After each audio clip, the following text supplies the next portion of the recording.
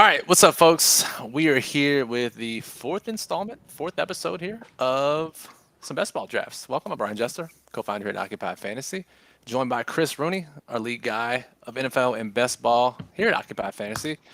Chris, sorry I couldn't join you guys last week, but happy to be here now. What's up, man? How's it going? Things are going well, Brian. Welcome back. I know you had some family business to take care of last week, and I'm happy to hear everything went well for you and yours. We are just now getting excited for the 2023 NFL season, which, even though it is 4 months away, will be here before we know it. And Brian, I can be the first here to confirm for you that the Kansas City Chiefs are opening the season in September with a home game against the New England Patriots. No, I'm just completely kidding. We're in the time of year where people are just absolutely making up these scheduled matchups, which I joke about it, but it does have an impact on what we're talking about here tonight because one of the biggest things that people do in best ball now, as I'm sure you're well aware, is try and stack the playoff weeks, specifically the championship game in week 17. So we are hoping we'll have the schedule by the next time we do a stream on this channel for best ball, and we can talk a little bit more intelligently about that. But yeah, schedule league season is the worst, dude. Dude, it's absolutely the worst. I keep seeing tweets about it. Not that anyone cares about the Week 7 matchup between these two bottom tier teams, but like you said, the Week 17 is what for viewers of this particular stream care about, because you said we saw the $3 million, $2 million winner last year stack Week 17, and everyone knows about the success of that strategy. And also, we're going to have some average draft position tools at OccupyFantasy.com this year, courtesy of Underdog Fantasy. So super pumped about that, and we'll have that here up and rolling shortly.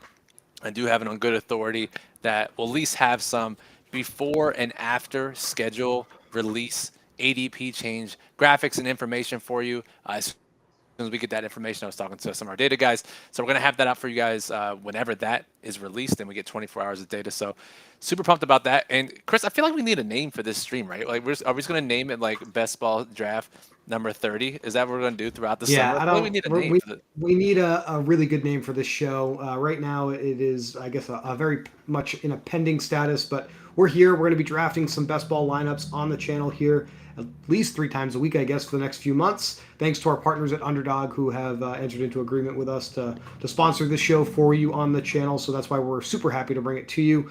Brian, I do have some payout boosters on the screen for NBA playoff action. For those of you new to Underdog, we have a promo code in the description of the live stream below on YouTube. I believe you use the code Occupy1. We will get you hooked up with a 100% match on your first deposit up to $100. So you can double that and turn it into $200 to play with on Underdog. And you can enter some fantasy lineups with some stats. Go higher or lower on the stats that they're offering for NBA and lots of other games if you're into MLB, NHL. Even have some XFL and USFL lines on here as well if you're into that thing. So I know Chuck and myself talked about the NBA a little bit on one of the previous shows, and I will say this is a really interesting way, Brian, to try and grow your bankroll on Underdog. I know we don't have satellite contests per se here on Underdog, but playing some of these one-day stat fantasy contests is a pretty good way to do that, I think. Yeah, I saw you guys talking about it in the Underdog channel in our Discord the other day, and it really does serve as a satellite. And I'll let Chuck do all the NBA talking. I am just a mere observer here.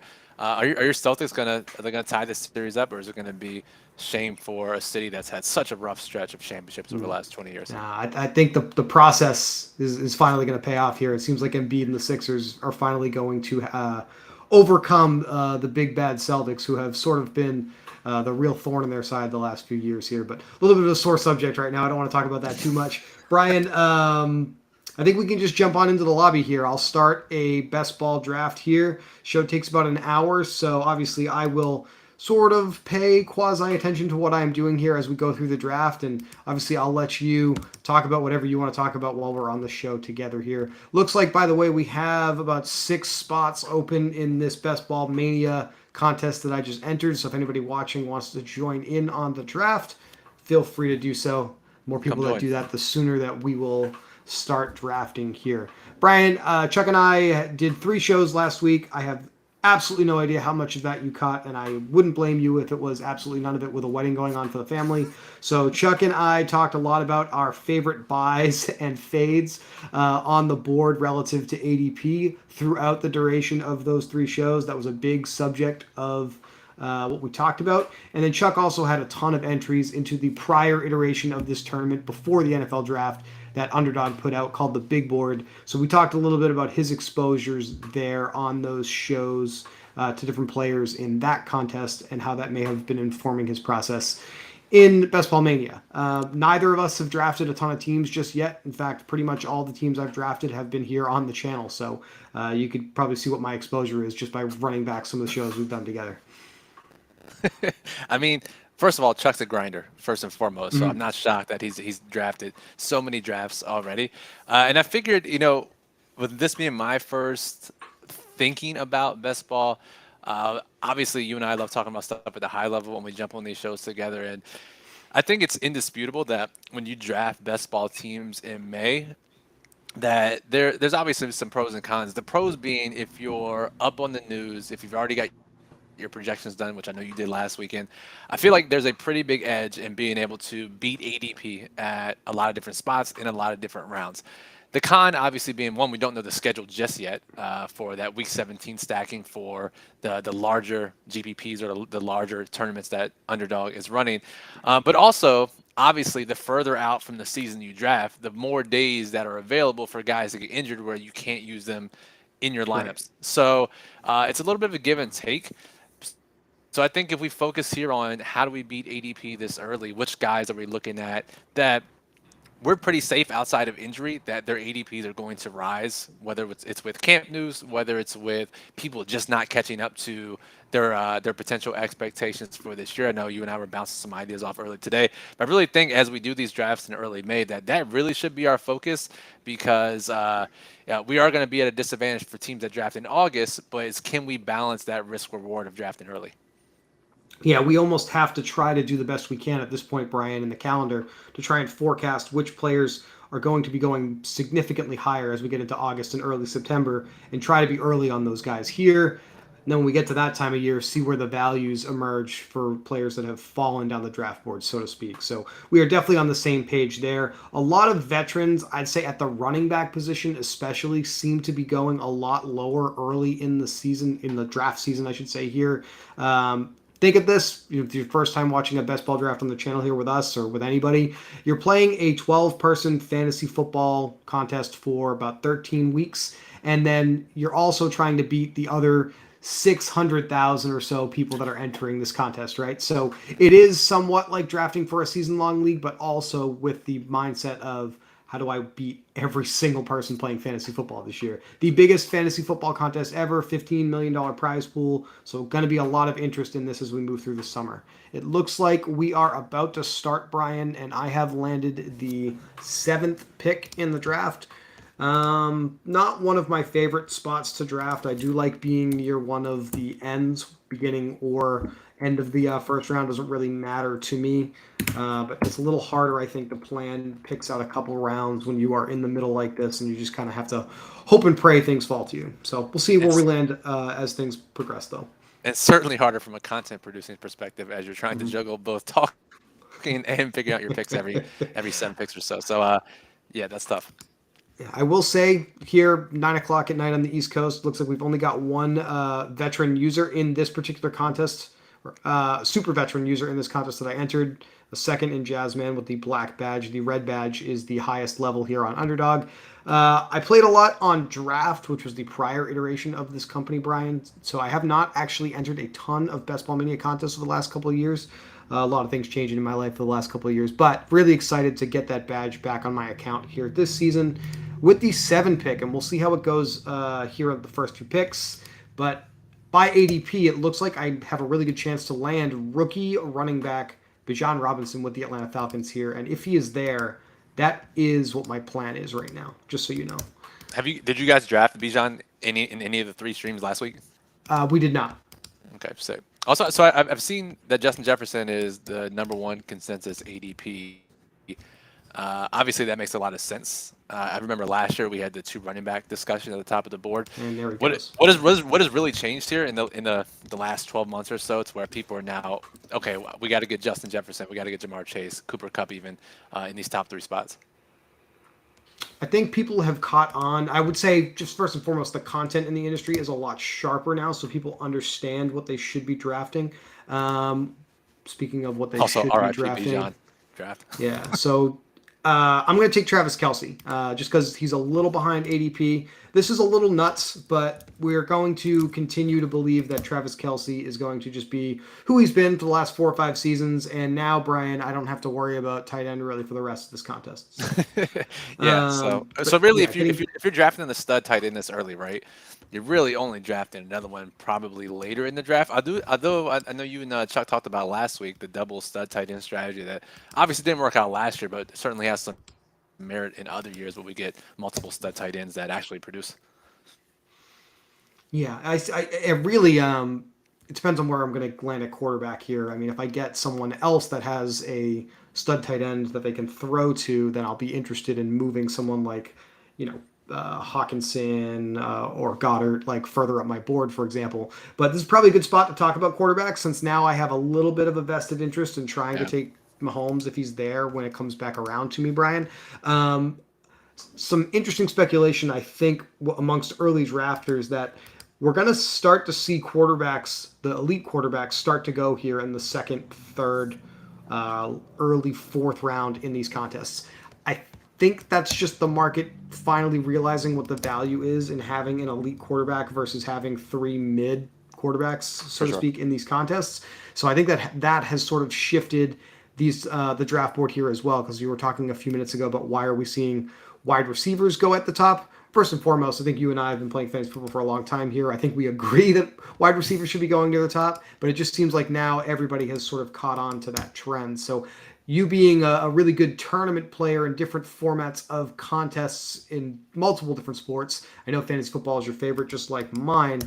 Where is your head at now that it seems like the field has caught on to prioritizing wide receivers, both in this contest, but just in general for those that are listening? Yeah, that's it's really interesting. I've been trying to wrap my mind around this for the past couple of weeks because, like you, I haven't played a ton of best ball over the last couple of years, but it's hit me in the face with strategy and tweets and content. So I'm always aware of it, and I'm aware of the strategies needed to win the biggest contest. But I'm always just trying to think of what I need to do to get different in these contests because I think one of the biggest issues with best ball content out there, especially when it comes to tournament winning strategies, I see Hurts just went, so hopefully, fingers crossed, Mahomes can last here to this pick for you. Yeah. I see Easy Aces just went with the same strategy you just went with the AJ Brown, Jalen Hurts stack. So Yeah, I like that a nice little lot for Mahomes Kelsey him. stack there. And I've got Mahomes queued up here, so I'm not super worried about it. We can use this time here to talk a little bit. Amon-Ra St. Brown, who went just before me, I think he has top five, maybe top one wide receiver Yeah. potential the way he's used. So I really like that pick in the second round here a lot. My favorite second round pick on the board right now. But not going to complain about getting this Kansas City Chiefs stack to start the contest, Brian. And being probably our last show before we'll know the NFL schedule, I think as we move through the rest of this particular draft, I'm going to try to maximize my exposure to other AFC West players just to hope and pray I get more correlation in those playoff weeks and hopefully in the championship because we tend to see those division matchups at the end of the season.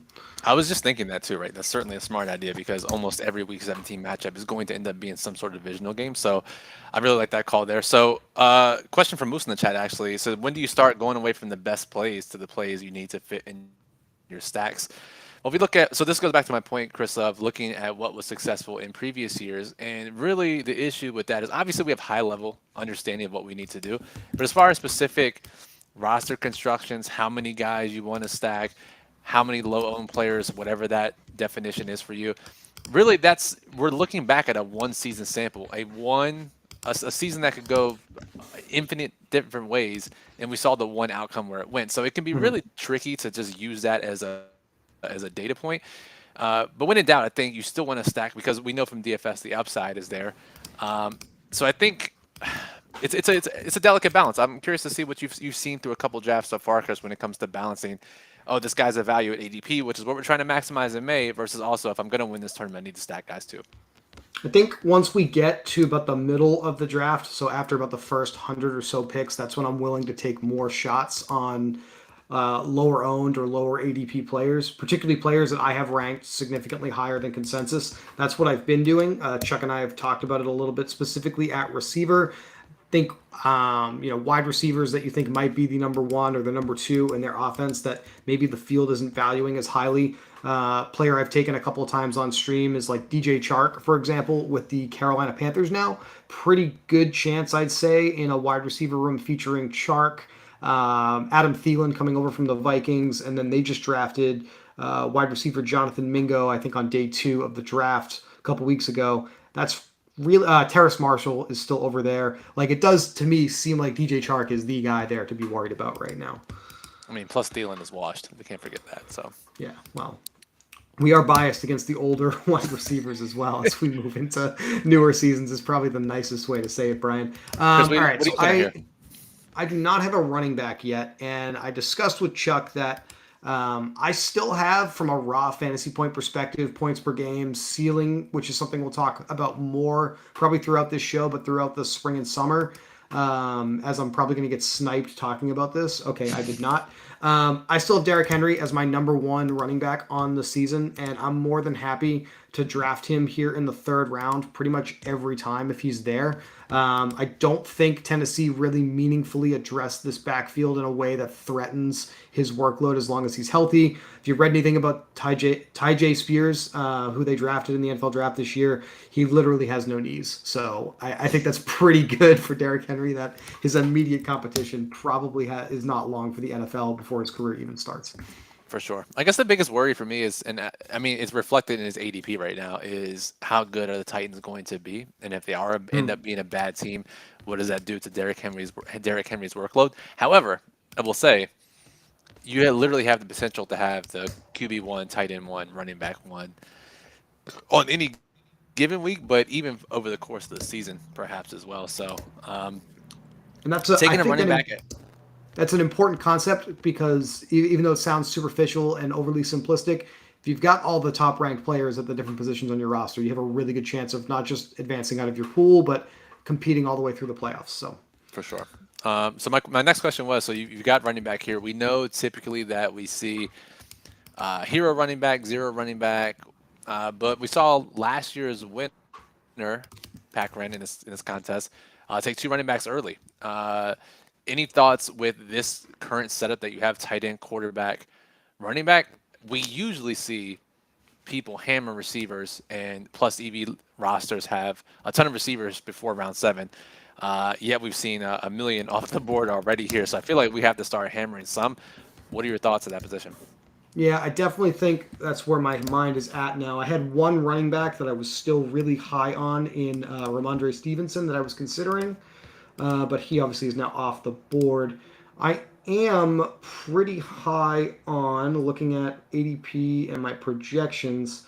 I'm pretty high on the Bucks receivers. Their ADP is a little lower, so I'm not going to go there here. And I actually did stack them on the last show, not Mike Williams, although I do like Mike Williams. I want Scary Terry here in round 4. I think he's the best receiver left on the board for 2023, and I will happily reach for him a little bit here because I don't think he's going to be there when it comes back around to me.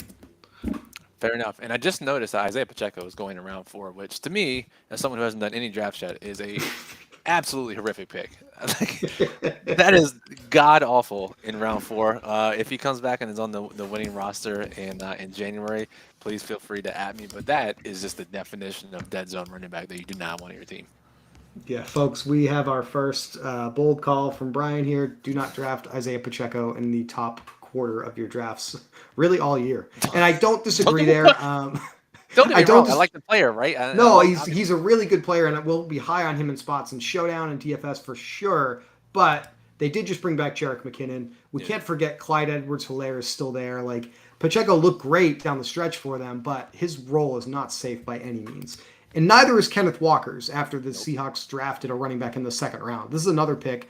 I should say his ADP has dropped about 20 spots since this contest opened at the end of April, Brian, but I'm still too scared to click on him here. I think it's a little high. Yeah, I mean, I think if you read the stats, he was the absolute dead last running back in success rate last year. And obviously, Seattle wants to run the ball at their heart with Pete Carroll, and home run hitter is great, but it may not be something they're looking for. And they drafted one of the most successful running backs on a per down basis in Charbonnet. So, really, just a bad fit for Walker's fantasy potential. I feel like so. All right, we got 4 picks in. Kelsey Mahomes stack. We're eyeing AFC West partners for potential Week 17 stacks. Scary Terry, we're not going to consider Sam Howell as a stacking partner there, probably. So, any AFC West guys stick out right now, or are we just looking at No. BPA? Right now, probably best player available.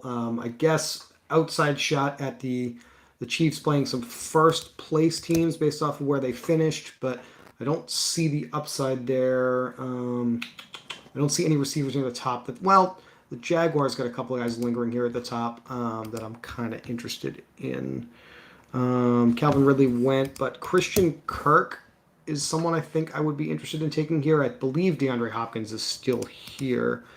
He just No, left. he just left. So it's going to be Kirk. I dig Best it. player on the board. I will say my highest ranked wide receiver on the board is Chris Godwin. But I don't believe the Chiefs and the Bucks have a matchup that will be late in the season this year. So you know what? I'm just going to take him. I'm overthinking it. He's my highest ranked wide receiver, and sometimes that's just what you do here in these spots is just trust your gut. It's hard when you got 30 seconds to make a call, Brian. It really is. It's super tough. But I was actually talking with Waleed, Occupy co-founder, who I'm hoping to get on some of these streams this year because he's already drafting some high stakes leagues already. And we actually were talking about Godwin last week, saying he's a guy in round 5 that could potentially command a 30% target share, regardless of who the quarterback is. Right? There's obviously a reason he's going round 5, but I love that pick where he's going. The stacking makes it tough, but that can just easily be a one-off wide receiver that we Mm-hmm. play. And as John in the chat points out, 2 quarterbacks in the first 4 rounds. I didn't even notice this, but our guy who we were so in love with, Easy Aces, who stacked Jalen Hurts with not only AJ Brown but also with Devonta Smith, just decided to take Justin Fields in the 4th round. I don't know if that was an auto pick or he messed up, but not great. Well, yeah, I mean, I don't love it. I'm not going to say that I do, but we did talk about with tight ends earlier how drafting too early is something that hasn't worked, but I mean, it doesn't mean it never can work. And I would say it's a lower percentage outcome here with too high value quarterbacks, in the first 4 picks in your roster working out for you. But I mean, there's a first time for everything. He has no running back yet, which is okay, but he needs to start thinking about that. It's really, and Chuck and I talked about this in the last show. It's not so much what's wrong with the player I just took. He's projected to score a lot of points. It's what did you pass up on? Sure. He passed up on potentially having more secure, top running back or another top wide receiver or a better tight end, right? So that's, I think, the problem with taking Fields there. Definitely. Hey, Chris, can you do me a favor? Can you scroll down a bit on the board so I can see it on my screen here? Absolutely. Absolutely. So I am coming back around here. Joe Mixon's ADP has gone up a little bit. I think there was a little. By the way, you'd probably looking at this the first time are like, "What are you talking about? It's the 5th round." He was going around pick 80 when this started, which I thought was a little crazy. But Which I is think wrong. everyone has caught on to the fact that Cincinnati didn't really do anything to make us worried about him. All right, what do I want to do here?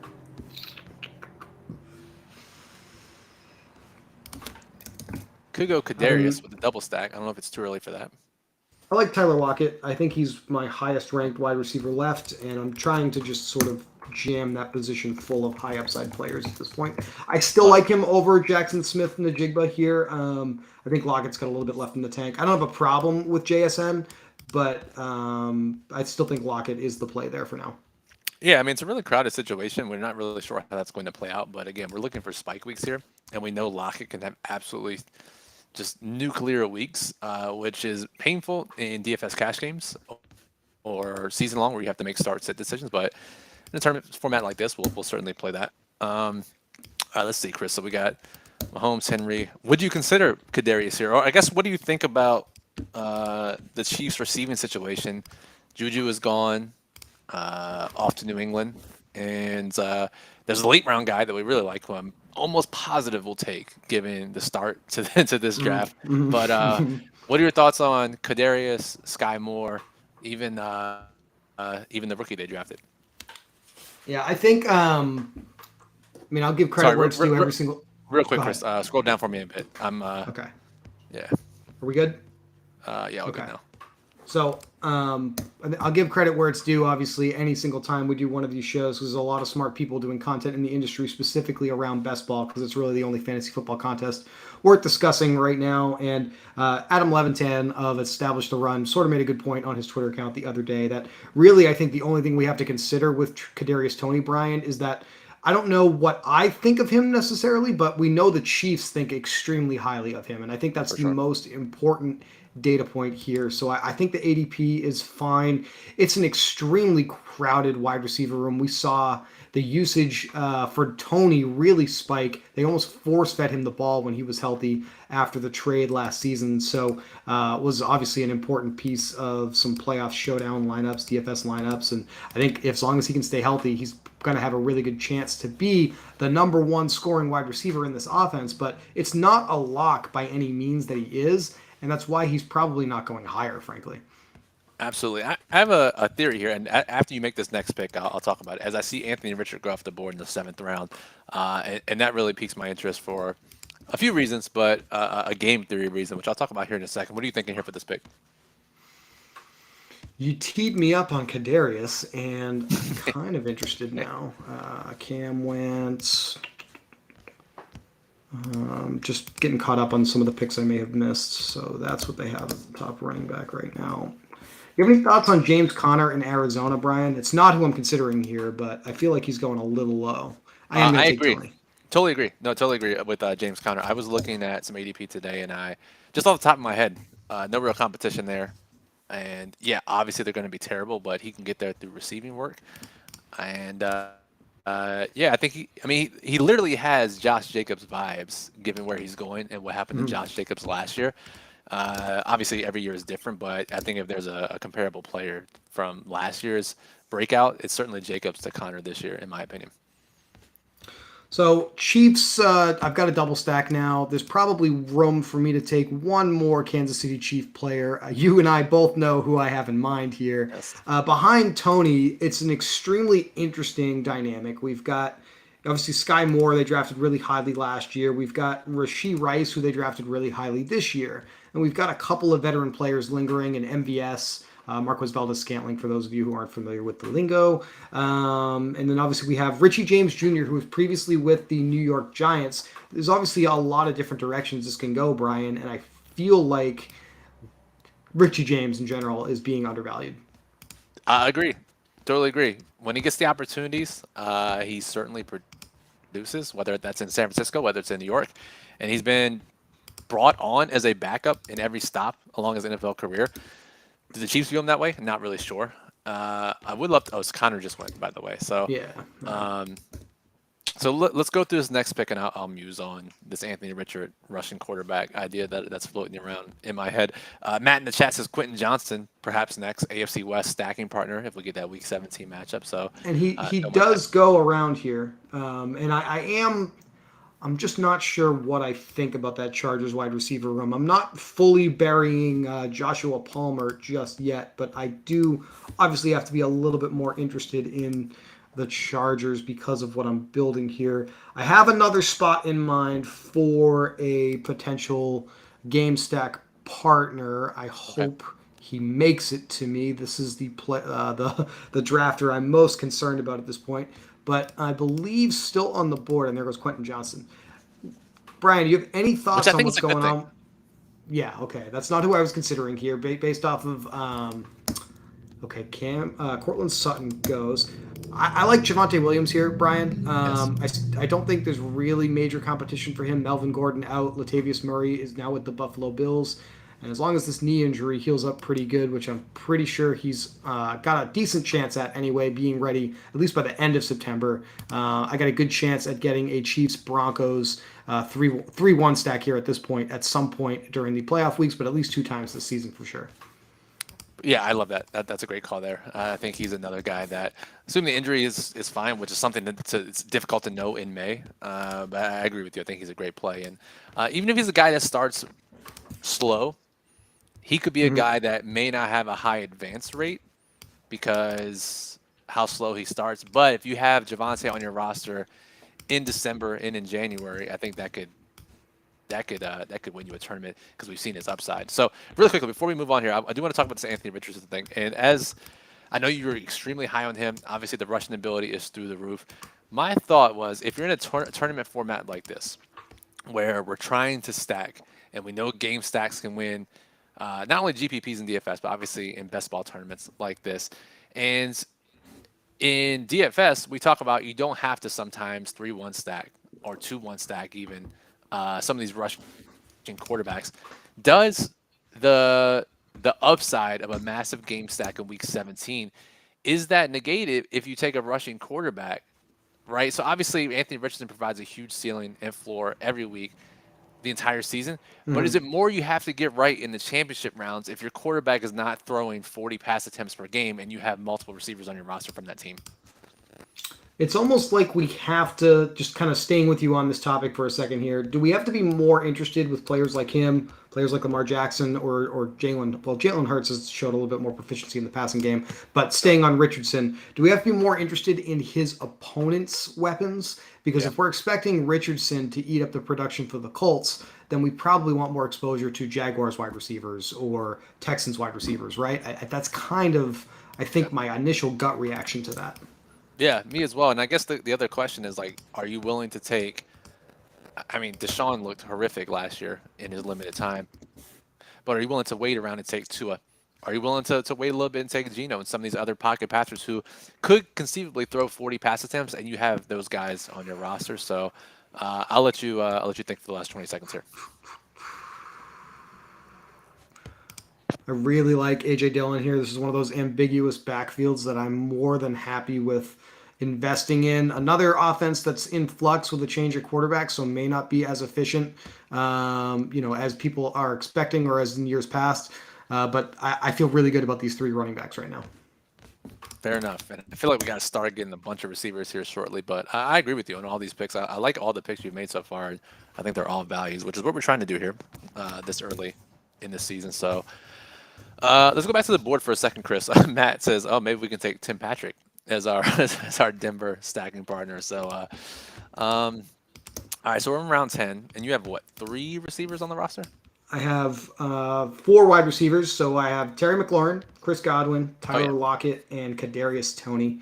I've got a 1-3-4-1 going. I've got the Mahomes Kelsey stack at quarterback and tight end, and Derrick Henry, Javante Williams, and AJ Dillon as my running backs. So that's where we are. Okay. So we got AFC West. We have Raiders. We have Broncos, which you already have, and then we also have the Chargers. What do you think about your boy Jacoby Myers heading over Oh my to God. Las Vegas, which seemed a little redundant? I mean, obviously, I think he's more dynamic than Hunter Renfro. I was surprised they brought him over, not in the sense that a former Patriots coach brought over a Patriot, but in the sense that I'm not sure they really.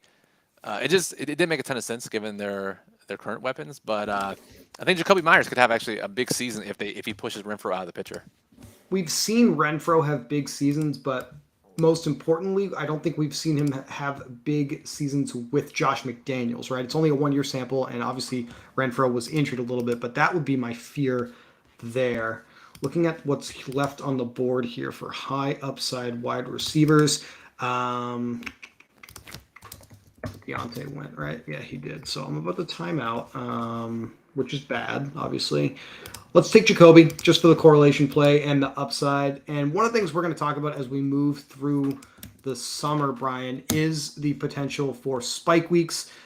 Jacoby Myers definitely has a ceiling. Josh McDaniels, being his previous offensive coordinator when he was with the Patriots, definitely will know how to use this player. Obviously, the presence of Devontae Adams is always going to be a major factor in an offense, but almost have to consider Myers as more of a replacement for the work someone like Darren Waller was getting Yeah. than any tight end they brought in at this point, is my current lean on this situation. That was my thought as well. And don't crucify me if I'm wrong here, but I believe that Myers was actually pretty successful on the outside as well last season. So maybe he plays more of an outside role, more than what we might have expected. So, but yeah, the Waller absence is key there. Maybe they, I mean, if Waller is gone, which he is, there's no real tight end to replace him. That's at least of Waller's caliber. So, um, very easy to see three wide receiver sets with those three guys, and Jacoby could command the second most targets on the team. And God forbid if Devontae Adams goes down, then Jacoby could have a ton of targets. So, all right, so we're halfway through, or more than halfway through now. What are we thinking here for the back half of the draft, Chris? I think this is where we can take some shots. So on my own end, I've got some of my own rankings by position. I'm no longer as worried about ADP value. I'm looking more at my fantasy point projections and looking at upside. So And to be fair, it's not players, it's not necessarily mutually exclusive. We could have guys that were drafted around 11, 12, 13, 14 now that end up round 6, 7, 8 in a couple months. right. So I have one wide receiver that I'm extremely high on that I am not going to take this early, but it's a rookie with the Houston Texans. As a rookie comes off the board with the New York Giants, Jalen Hyatt, Tank Dell, Nathaniel Dell in your programs. This is a receiver that C.J. Stroud specifically asked the Texans to go and get. This, I mean, I feel like that's an extremely important data point. Your Sure. new franchise quarterback says, "This is the guy I want. Please bring him in." So he's a last round pick right now. I think he's probably got a leg up on starting. At this stage in the draft, Brian talked about it off the top of the show. This is a place where I'm willing to take someone like DJ Chark, who I think has a really good chance to just straight up be the best receiver on that team. And it just seems like this is one of those players that I would bet on seeing his ADP rise throughout the summer. That's fair, and those are the guys that we're looking to draft here. So, the Houston pick is interesting. Did they play ball together in like growing up or something? Is that why he asked them to draft him? I don't know much on the background there. I'm going to have to dive into that and have a more intelligent answer for you on our next show. But we made the joke, Chuck and I. We've got Burrow and Chase. Obviously, they played in college together. Hopefully, C.J. Stroud and Tank Dell or Nico Collins, for example, could be a little bit of that. No, we have Joe Burrow and Jamar Chase at Which is at home, home. son. Like we're okay. Exactly. So, all right, let's see here. So we're through 11 rounds. What are you thinking for positional allocation? Obviously, we have Kelsey, so we're only going to take two tight ends. I imagine there probably only two quarterbacks with Mahomes in the clubhouse here. But what about running backs? So you have three, not necessarily could be a stud in Derrick Henry, but a round three running back. How many running backs are you considering? Probably six at the absolute most. Gibson was one of the guys I had my eyes on or my eye on here, so not super in love with the options. Kind of an interesting rumor out there that I think is priced into his ADP. We've got undrafted Ezekiel Elliott or unsigned Ezekiel Elliott potentially linked to the Bucks. I gotta make a pick here. As I sneeze, that's always Pleasure, good. sir. I do like Rashawn Johnson quite a Agree. bit. I think Totally he's agree. got a potential to be the Bears' number one running back in a pretty ambiguous group here with Khalil Herbert and Dante Foreman. So that obviously, I like it enough to have made the pick here. But I'm sort of hoping that in this group that I get at least what we expect out of Derrick Henry, and then one of these guys can emerge as a consistent starter for me. And now hopefully I can hit a lottery ticket or two with another couple running backs throughout the rest of this draft. And really, as we get into the back end here, obviously we're playing for correlation, but we're just hoping that we can find guys that'll crack our starting lineup once or twice throughout the season. And if they do that, then we're going to have a huge leg up on our competition. Exactly. And it's funny you mentioned that because Roshan Johnson was a guy that I was just on my short list today of thinking of guys who can exceed ADPs or their ADPs can move up because all it really takes is for a guy like Roshan Johnson, we get a Roto World blurb in or Mm-hmm. NBC Sports Edge, whatever it is now. We get a blurb in August. He's running with the ones. Now all of a sudden he's being drafted in round 8, right? So he's a guy that it doesn't take. It wouldn't take much for his ADP to go up, and I don't know what it would take for his ADP to go down outside of injury. So I love that kind of pick, and I mean he's a stud, right? It was just behind Bijan in college. So Yeah, and that's he's the only behind knack on him is his one of natural the progression. highest drafted behind one of the highest drafted running backs of the last 5 to 10 years. I mean, that's really the only reason he didn't get as much production as he probably would have on literally any other team. So, Exactly. gotta like the upside there. We're about to come back around here, and probably do need to be mildly interested on what's left for me to consider at the quarterback and tight end positions. There's a tight end that tends to always be here in this spot that I really like, Brian. It's Tyler Higbee with the Los Angeles Rams.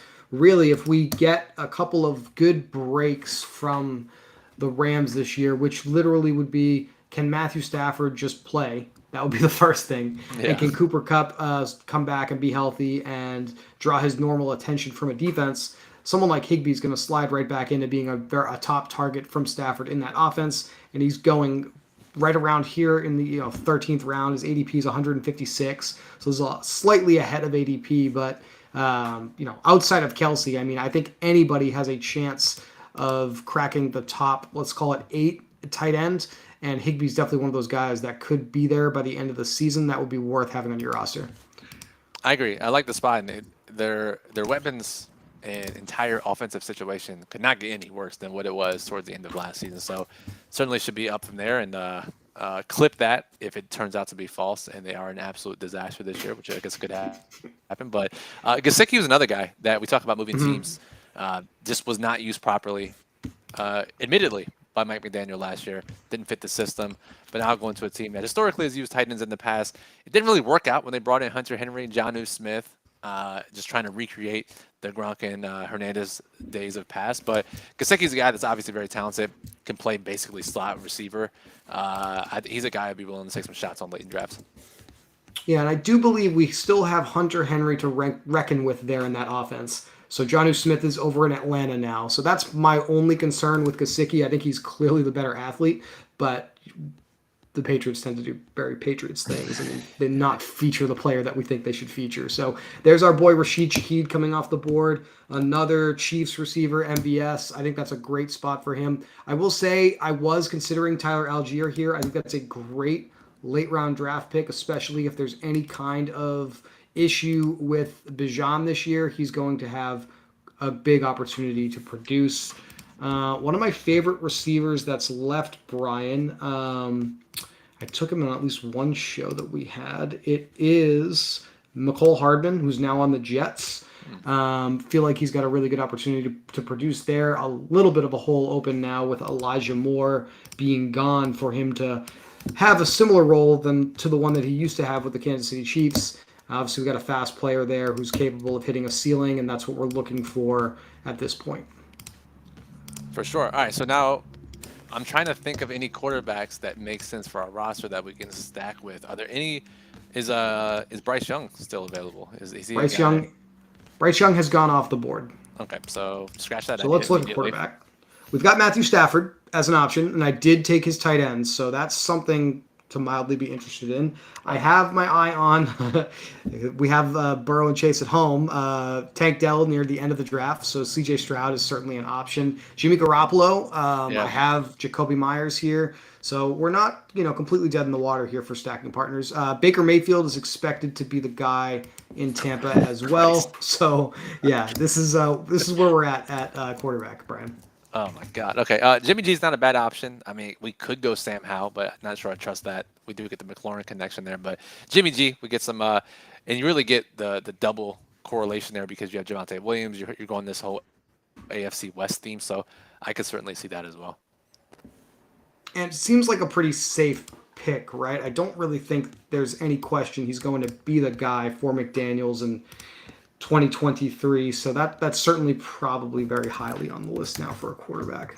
Coming up on pick 175, Taquan Thornton with the Patriots is not a player that I'm high on math-wise or projection-wise, but I could definitely see the usage being there. A couple of other players that are in another situation that is like that I wanted to talk about earlier. Minnesota Vikings backfield, Brian. We have Dalvin Cook going around the 5th round. We have Alexander Madison going around pick 100. And what's priced in there is a lot of smoke around the Vikings moving on from Dalvin Cook. So this is not a situation math is going to get right? Because as long as Dalvin Cook is there, we have to project him as the starter. But if he's out, then Alexander Madison is going to be a home run. It could be that situation in particular, but those situations in general, how do you treat those in fantasy football drafts? And I guess more to the point, contests like this. Yeah, I think it always comes down to, and I'll let you think on your pick here, and I'll talk through your pick, and we can discuss your pick afterwards. I'll let you think as I talk to the viewers here.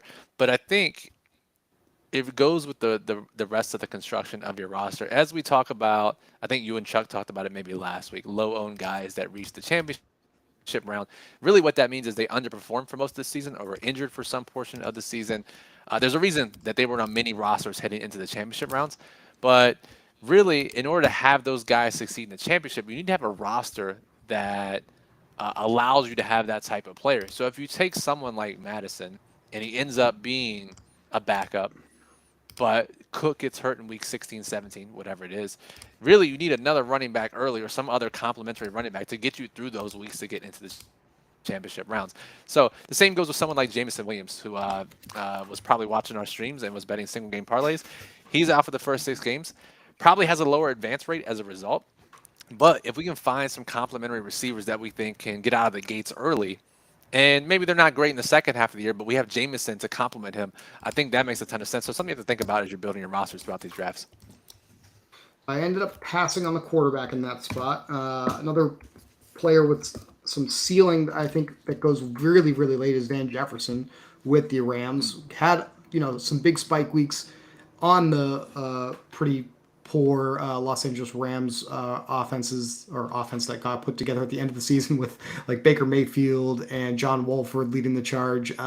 Still think he has an opportunity to be a starter in this offense. I think he'd be ahead of players like Ben Skoranek, right? And Allen Robinson is no longer with the Rams. So I guess, Brian, what I'm sort of thinking from a tournament mindset here is if we get the Rams of old, they just won the championship 2 years ago. I've got a little bit of a discount ability to potentially stack 2 pass catchers with Matthew Stafford if he makes his way back to me here. And you have Godwin with the NFC South stacking potential in Week 17. So yeah, I agree. I think I would go that route as well when it comes to tournament Week 17 options. Just seems like a player that, I mean, some of these quarterbacks are going way after ADP now. I guess we can talk about a few of them generally. Jordan Love going to be leading the Packers now, still available about 4 rounds after ADP. Stafford. Any of these, as Love comes off the board, Ricky probably was listening closely or realized he just took a quarterback that isn't going to play at all right before then and still needed one. What do you think about Jordan Love in Green Bay, though? I was high on him coming out of college, and obviously he's hasn't been great in the limited time we've seen him. I think what the most appealing reason is to draft Jordan Love in best ball is that he has pretty cheap stacking partners. Outside of Christian Watson, we're not really sure what's going to happen after that, right? Got the rookies they drafted, Romeo Dobbs, who the beat reporter just said today, the report came out that Dobbs could lead that team in receptions, right? So lots of different ways. And the tight ends that they draft are super cheap. So really cheap, like second or third quarterback stack option that makes a ton of sense. So I think I'm going to not overthink this. I'm going to take Matthew Stafford. And 2 years ago, you would have looked at this and said, this is a really great combination of offenses, the Chiefs and the Rams. So right. I'm hoping the Chiefs remain to be the Chiefs and Matthew Stafford can be who we know he's capable of being here in 2023 with this particular build, Brian. And going back to Richie James Jr., I'm going to add him to my queue. Yep. Just to maximize my upside with Mahomes, because obviously this team is a little bit of Kansas City Chiefs or bust. But we got one other pick we can make. I've got 2 quarterbacks, 2 tight ends, 4 running backs, 8 wide receivers. Probably would stand to reason that need to be interested in another lottery ticket here at running back. Yeah, that's what I'm always thinking about here. It's like, do we want a 5th running back? Because we didn't take a receiver in the first 2 rounds, right? We just want to load up on as many receivers as we can get and kind of go with this anti-fragile running back build, whatever you want to call it. That if these 4 guys play to their potential as we expect when we drafted them, that we don't really need a 5th running back, and if we do need a 5th running back, we might be in trouble anyways. So that's always a balance that I'm trying to think about here when it comes to drafting the number of running backs, the number of tight ends, number of receivers. I think that's a pretty apt and appropriate way to think about these things. Something that's obviously popular right now in the industry is this concept of draft your team like you're right. And obviously a lot of oversimplification there, but basically what you're saying here is let's just assume the 4 running backs that I've taken, that they all work out. Do I really need that 5th player? That's probably a very wise way to look at this pick here, Brian. Right, because if D Henry is the stud that you expect him to be, if Javante comes back from his injury, if AJ Dillon emerges from that ambiguous backfield, we have three legit running backs every single week, and then we have the lottery ticket in Roshan, and we only have to start two. So Sam Laporta with the Lions, tight end they just drafted. That's kind of interesting. No yeah, Gasicki hanging around. I don't know if I need a third tight end, obviously, on a team with Travis Kelsey, but there are a ton of options here at that position when stuff like this tends to happen late in drafts. What do you think about Trey McBride and Zach Ertz? Excuse me. What's going to happen there this year? You think? it feels like Putting they you on the just cancel spot, I each. know. It feels like they cancel each other out, right? Ertz still showed he has some left in the tank, and obviously we like the pass catching ability. But So yeah, I don't know. Feels tough. Are you've we taking Tank you've Dell? we just took Tank Dell. You've talked me into just playing for ceiling here at wide receiver. We've got some really, as long as they do what we know they're capable of, as long as they do perform and meet expectation at running back here, go a little fragile here and go with a lot of ceiling wide receivers. I don't know if you can see all the receivers on the screen here that I have, but really good group here, especially late. I think a lot of spike week potential. Until all four running backs have a week 10 bye, and then we'll be scrambling week 10. But I will given my input here. If this is the $3 million winning roster, I'll take my commission check in the mail. Thank you. I was going to Speaking of say if which, we $3 million up top is insane. I know it's a lot of people, but the reason we're doing these streams is because a lot of our members, Occupy Fantasy, they want the $1 million top prize in DFS. This is $3 million. So the prizes are too huge to ignore. Just an incredible contest, and really, you have to take advantage of promo codes when you can. So the promo code Occupy you see at the bottom of the screen, deposit match bonus. If you're not already signed up for Underdog, it's a great format. Chris talked about it earlier in the show, but double your deposit up to $100. Use promo code Occupy. Helps us out, obviously. Helps us allows us to keep doing these streams throughout the summer and the fall, but also helps you out as well. And as we think through more of the strategy and learn more from doing drafts ourselves on these shows, our content will definitely improve. Tools will improve on the site. You mentioned getting our ADP tracker up on occupyfantasy.com very shortly, Brian. I'm excited to watch our portfolio of products for best ball grow throughout the spring and summer as well. For sure. All right, Chris, what is the final grade here on this roster? What do you think? If everything works out at running back, we are in really good shape. I am really interested in Richie James here. Don't have to lock that in, though. We can take one final look at the running back position. Kind of think someone like Gus Edwards, as he kind of moves up the top of the board here, is interesting. If anything happens with J.K. Dobbins, he should be the number one running back in Baltimore. But, I mean, there's nobody here really. I guess a little bit of correlation with Clyde Edwards-Helaire would be the only other thing that really stands out to me as something I would do if I wanted a running back here. Dude, we talked about Richie James too much today off air not to draft him in this spot in the perfect Kansas City build, Right. so I think we got to do it. All right. We did it. We have a triple Mahomes stack with Richie James Jr., Kadarius Toney, and Travis Kelsey. We've got Tyler Higbee, Van Jefferson, and Matthew Stafford as our other big stack here. I feel very, very good about that. Really, the only thing, Brian, is the running back position. I really like all of my receivers. I think that I feel pretty good about that. Especially, I feel pretty good about it not taking any receivers in the first 4 rounds of this draft. We started Kelsey, Mahomes, Henry, or first 3 rounds of this draft, excuse me. So think that worked out very well. Again, I have Derrick Henry ranked as the number 1 running back in fantasy football for 2023. Don't really see any reason why I should be projecting him any lower as far as opportunities go. We've only got Tyjae Spears, who they brought in, Hassan Haskins, who came in the 2022 NFL draft, and I believe Julius Chestnut is still hanging around on the roster. These are the only guys that they have at the running back position, and they may have to lean on the run even more if the quarterback play is worse this year. So maybe the offense isn't as efficient, Brian, but the touches are going to be there for King Henry. Yeah, and we are not scared of Hassan Haskins and Julius Chestnut, and remains to be seen if we should be scared of the rookie they drafted. I'm going to go out on the limb and say probably not. So, all right, that'll do it for this stream. $3 million roster was just drafted, so take some notes. Going to say that every single show, and hopefully we are right about at least one of them. If we say it enough, it's got to be right. So, Yeah.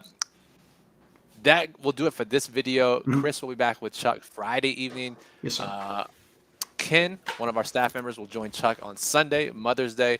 Only the Gens draft on Mother's Day, so if you're around, make sure you tune in for that. Best way to get notified when these happen and when we go live, make sure to subscribe to the channel. That'll let you know about any live videos plus any other DFS videos that we upload. Any questions, you can always comment on these videos. We're monitoring them throughout the week, so drop a comment. We'll happily get back to you if you have any thoughts about best ball or any content you want to see from us. Let us know. Discord's the other way. Discord Mhm. link is in the description below, and we're talking about not only the pick'ems but the best ball drafts throughout the summer and the fall. AquaFantasy.com/Discord. Chris, any final thoughts? Brian, it's always a pleasure to do a stream with you, a video with you. Thank you for joining us. We look forward to working with you and hopefully getting you to pick some players as well at some point throughout the summer here. Looking forward to doing this all summer long. I will certainly start drafting when I know the names and stop saying the rookie that they drafted this year. Once that once that is in the books, then you'll see me making some drafts. How's Very that sound? good. So it works for me, Brian. All right. Good night, everybody. We'll talk to you next time. All right, folks.